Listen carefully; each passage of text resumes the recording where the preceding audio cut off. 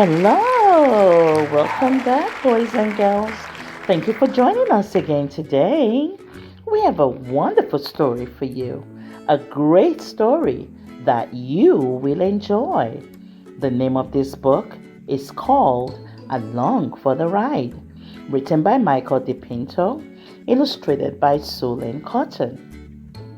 Now, this book is about a grasshopper who went on a joyful ride. Now, let's see what happens. Let's get started. Along for the ride. My day started off like every other day. On this beautiful, hot summer afternoon, I chirped and hung to the long blades of grass in the middle of my field. I could feel the gentle breeze blowing over the grass. Everything was perfect. Well, almost perfect. Let me introduce myself.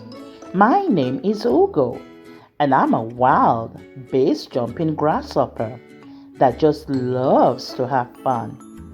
Base jumping is when us grasshoppers jump from one blade of grass to another without any safety nets, gliding using the wind to our advantage. Now, it's one of the things us grasshoppers love to do, and it happens to be my passion. I have never gotten into a jam, always taking precaution when gliding by the breeze. But today was different. It just so happens on this particular day, I was bored without any of my other friends around. So I decided to go base jumping by myself. I was going to test my limits and have a blast, as any teenage grasshopper would do, of course. Throwing myself to the wind, I leapt from blade to blade. Suddenly, the wind changed direction, and I was sent flying far from my field and into a busy street corner at an old steel bridge. Whoa! I yelled as I just missed being squashed by the tires of a school bus. Jumping off the hot asphalt, which was starting to burn my little feet, I landed on the windshield of what looked to be a blue car. The car was driven by a balding man with very dark but fashionable sunglasses. Lucky for me, he was stopped at a light, looking at his phone, as all humans do. Startled by my landing, the man looked up to see me on his windshield. We stared at each other for a moment too long. In fact, as his glasses slid down to the end of his nose. At this very instant, I thought to jump from the windshield of his car, but the wind began blowing in all different directions, and I was led to wonder where this day could take me. Already, I had closely seen the moving tires of cars and a school bus for the first time. Oh boy, I said aloud. This car ride could be just the adventure I need on this boring hot summer afternoon. The first moments of my adventure were awkward as the man and I waited for the traffic light to turn to green. And during my long wait at the light, I noticed the kids in the school bus next to us yelling and pointing at me. People in other cars stopped near us to also stare. I quickly turned my gaze to the driver, wondering, Would he put the windshield wipers on to knock me off?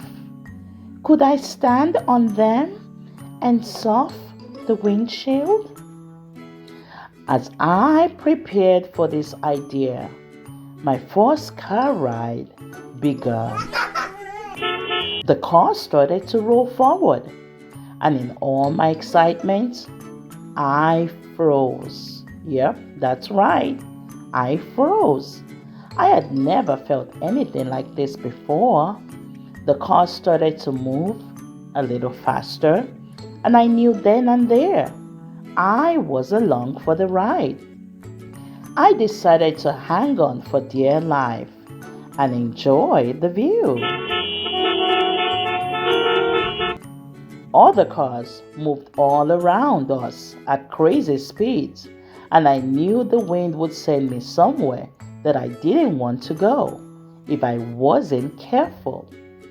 I slowly started to turn around to see where we were going. I was halfway around when all of a sudden my wings opened up and began flapping in the wind. Awesome! I thought as I tucked them in tight to keep them under control. And as we sped down the road, we passed through another busy intersection. The trees, houses, and grass were a blur, but I held on tight, wanting to stay on this cool adventure. I knew my friends would never believe it. The driver kept staring at me as he drove faster and faster. He seemed on a mission to get somewhere. As the car rode up a long steep hill and around several corners, I thought about the new places I would go. Where would I see? Who else would I meet? I wondered. This ride was taking me further and further away from my field. Ho, ho, ho. Stopping behind another school bus, I watched the kids in the back of the bus wave and point at us. Actually, they were pointing at me.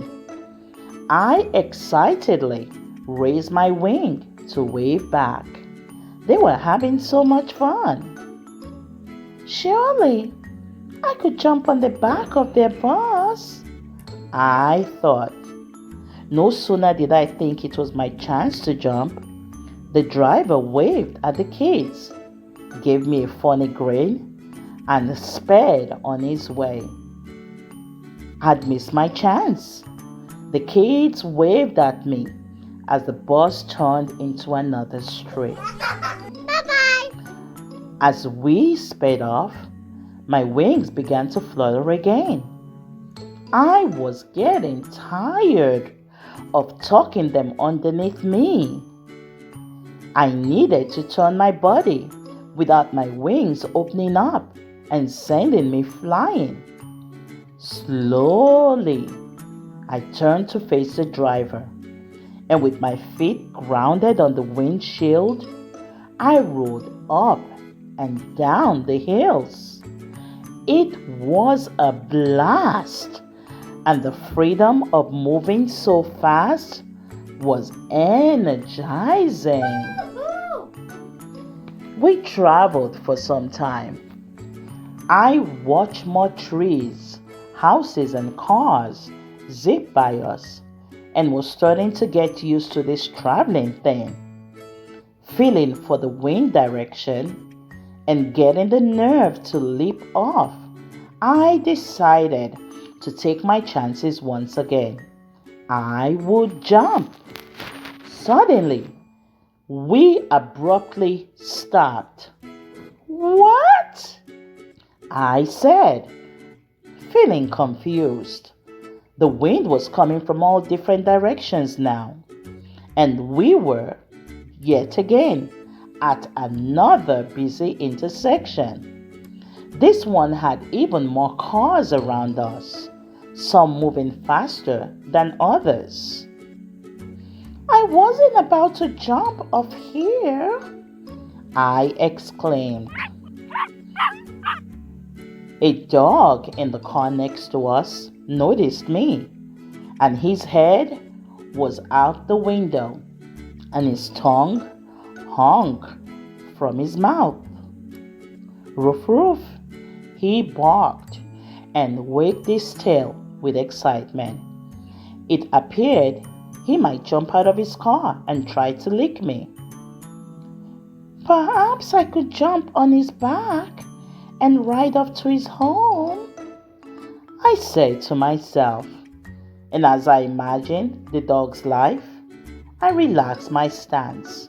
After all, he looks happy, and I bet he lives with fun kids in a cool place, I thought. Now, within a moment, I was jolted back to reality when the driver began to roll forward. Goodbye, I yelled as my new friend drove away. Suddenly, the car began to shake. Bumpity bump. We went down the road. Cowabunga! Whoa, I screamed as I held on tight with every bump. The more windy and bumpy it got, the more fun it became. It was like base jumping in a storm. I couldn't wait to show my friends at the field this new game. As the car slowed down, I wondered if it was time for me to jump up. I flapped my wings one time when we stopped, but there was no wind to take me to the edge of the road. I was just too tired. We passed a large field with tall grass and wild flowers. It was beautiful. It reminded me of my home, and I began to miss my field. And then, abruptly, I yelled, "Stop!" as loud as I could. But the driver couldn't hear me over the sound of a herd of horses neighing. Oh boy! I've never ridden on the back of a horse. I excitedly whispered to myself. It was a great place to jump, and so I turned to locate the horses, and I spotted them in the field. Sadly, the moment passed me way too fast as the car sped off. A few minutes later, we slowed down as we passed the farm. This time, I was ready. I turned to search for horses, but instead was met with an unfamiliar state. Cows. Lots and lots of cows. I immediately spotted a stinky cow farm.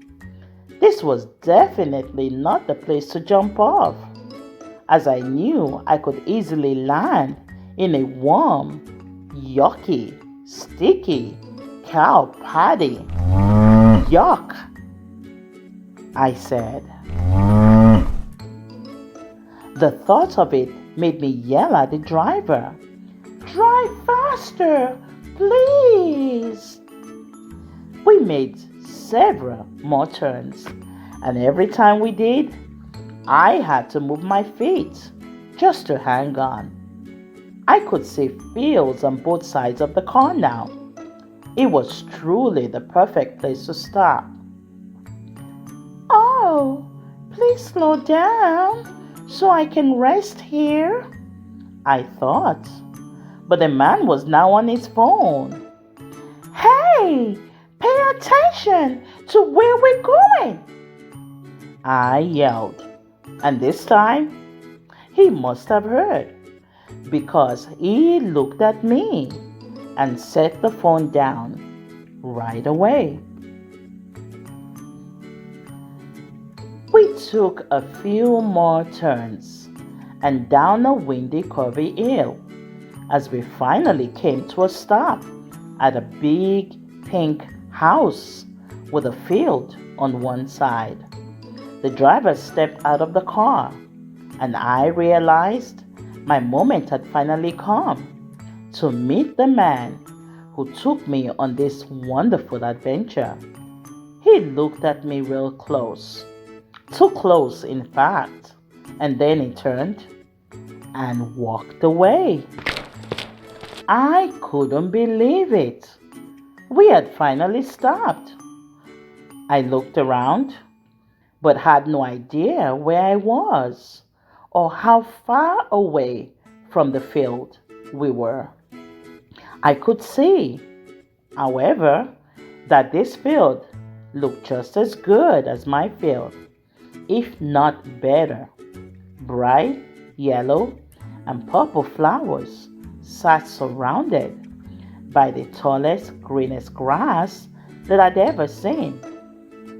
Perfect for base jumping, I yelled to myself with excitement. Jumping off the car, I paused to take it all in. Ah, I sighed. I felt the wind blow towards the field, as if it were calling my name. I caught my breath, relaxed my feet, and tucked in my tired wings. And in that moment, the driver and two kids began running towards me. The children pleaded, "Can we keep him?" Grateful for this unexpected adventure, I said to myself, "It's now or never, no matter how tired I am." And with that, I gathered all my strength, jumped, and flapped my wings, and I flew as far as I could into the field.